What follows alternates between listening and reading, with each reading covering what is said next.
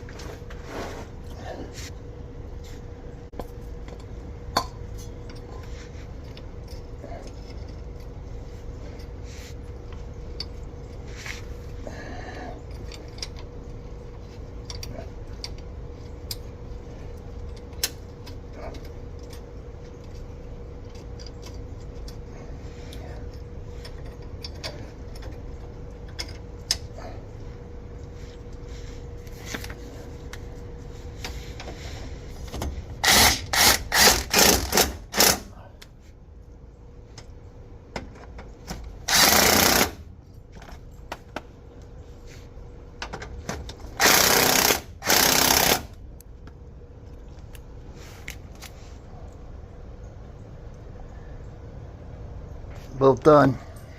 I don't know. The whole video took 8 minutes. Did it work for the ass end swaying? No, it did not. But it did not fail until probably around 50 miles an hour. The 21-year-old bushings needed replaced anyway. Thanks for watching, liking, subscribing, and we'll be working on this pretty dang soon. And as always, if you ride her hard, don't put her away wet.